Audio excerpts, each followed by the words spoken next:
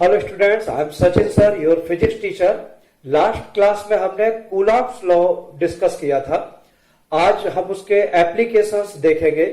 मैंने आपसे कमिट किया था कि अगर आपने 11th क्लास, जैसे मैं मान के चल रहा हूं कि उसके कंसेप्ट अगर आपके कुछ वीक है, कुछ कंसेप्ट आपके अधूरे रह गए हैं और वो 12th क्लास में पढ़ते समय जब भी अप्लाई होंगे तो मैं ये मान के चलूंगा कि वो कंसेप्ट आपको नहीं आता है या आप भूल गए हैं।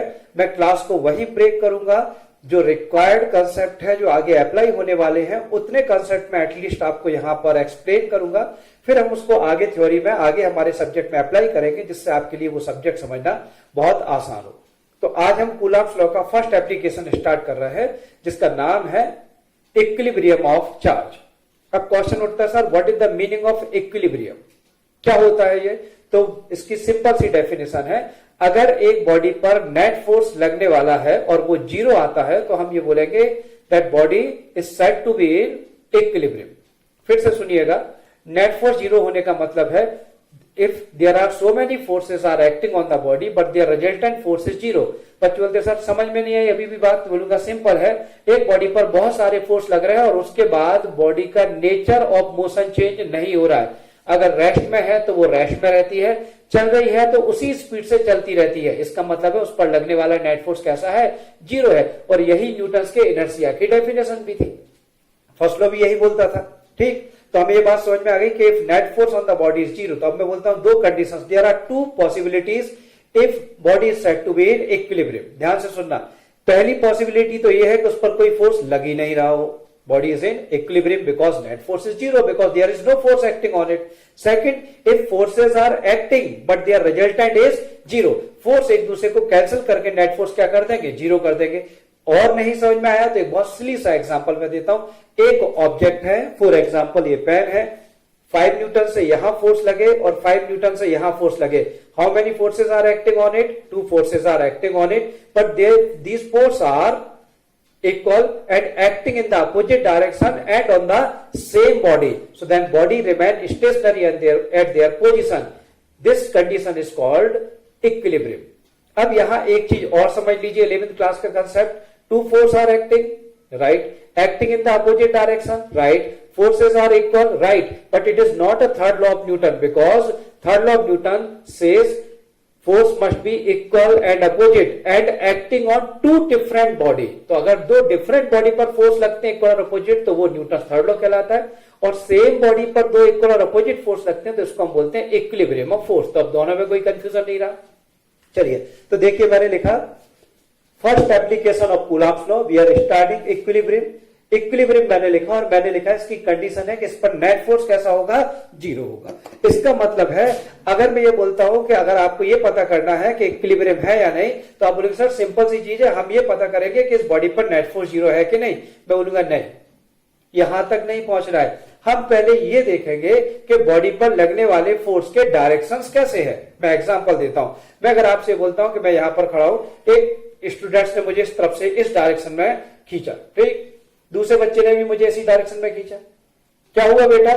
दोनों ने मुझ पर जो फोर्स अप्लाई किए हैं, both are pulling me in the same direction. Clear? अब मुझे एक क्वेश्चन का आंसर दो, when both force are acting in the same direction, क्या मैं इक्विलिब्रियम में हो सकता हूं? मैं बात कर रहा हूं हो सकता हूं।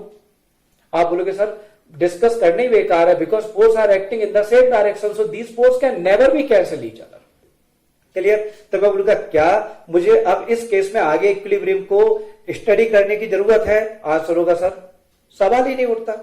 अब अगर मैं आपसे बोलता हूं कि again there are 2 student, one is pulling me in this direction and other is pulling me in this direction, can I be in the state of equilibrium?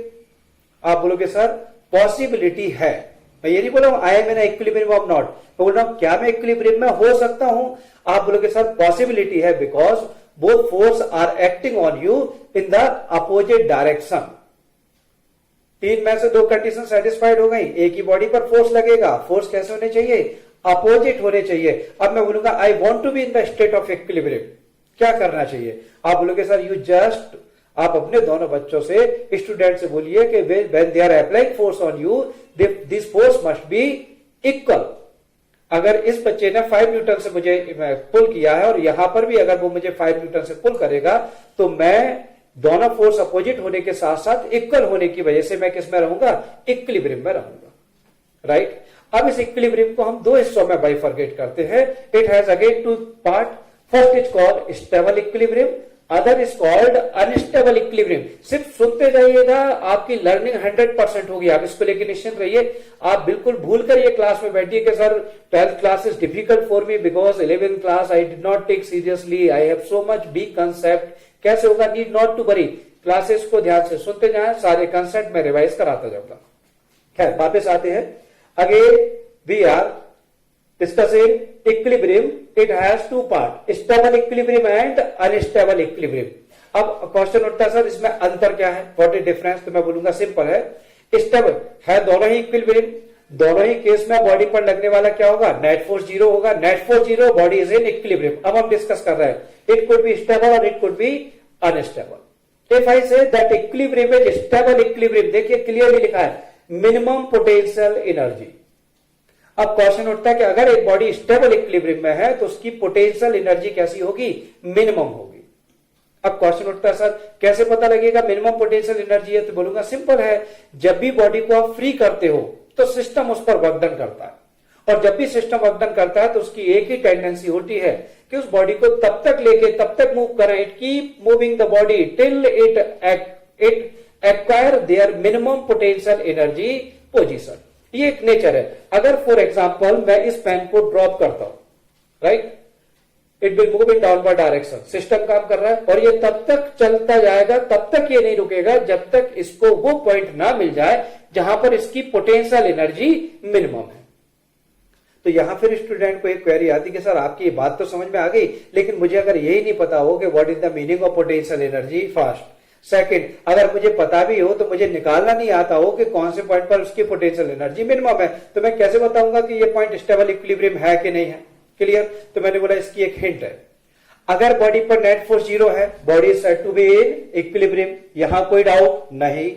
It could be stable और unstable. If it is stable equilibrium, correct right explanation is what, body has minimum potential energies at that point. Hint, how to sorry, हमें ये कैसे पता लगेगा कि ये point हमारा minimum potential energy का है? इसकी हिंट देखिए। After displacing the body from its equilibrium position, it return back to the same position. Line का मतलब समझिए, अगर ये पॉइंट इक्विलिब्रियम का है, बॉडी को अगर मैं यहां से डिसलोकेट करूंगा तो ये अपने आप लौट के यहां पर आ जाएगी। क्यों? क्योंकि सिस्टम ने क्या जिम्मेदारी ली है, क्या रिस्पॉन्सिबिलिटी है कि if body is free to move, हम इसको मिनिमम इक्विलिब्रियम के मिनिमम पोटेंशियल एनर्जी के पॉइंट पर लाकर ही छोड़ेंगे। अब मैं आपको एक एग्जांपल देता हूं। हम एक पेंडुलम को लेते हैं, अगर मैंने इसको यूं पकड़ के रखा है, क्लियर, तो मैं ये पूछूंगा अगर मैं इसको छोड़ूंगा तो ये फाइनली कहां रुकेगा?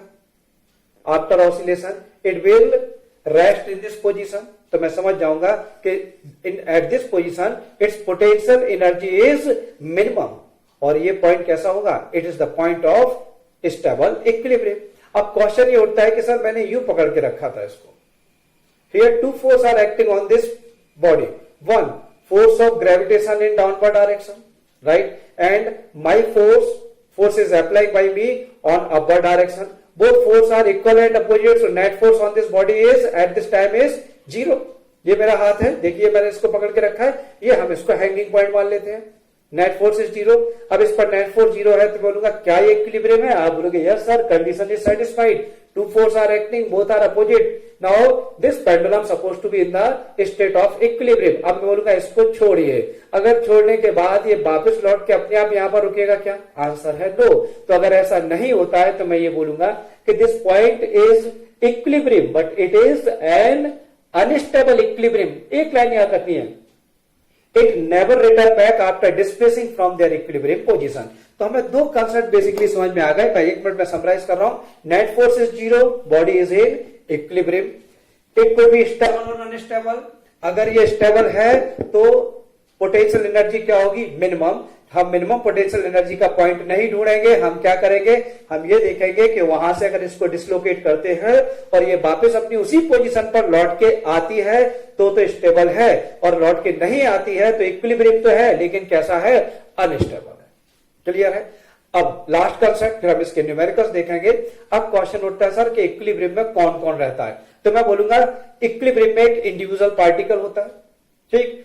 फिर बहुत सारे पार्टिकल मिलकर एक सिस्टम बनता है जिसको हम ग्रुप ऑफ पार्टिकल्स बोलते हैं, फैमिली बोलते हैं। तो अगर मैं बोलता हूं कि एक ग्रुप ऑफ पार्टिकल में एक ग्रुप ऑफ पार्टिकल में, एक सिस्टम में 10 ऑफ पार्टिकल्स हैं, and each and every particle is in equilibrium, then what we say that system is in equilibrium, group of particle is in equilibrium, that family is in equilibrium। यहां तक बात समझ में आ गई है। तो अगर एक फैमिली इक्विलिब्रियम में है तो ऑब्वियसली बात है उसके पार्टिकल्स भी कैसे होंगे, इक्विलिब्रियम में होंगे। जैसे मैं एक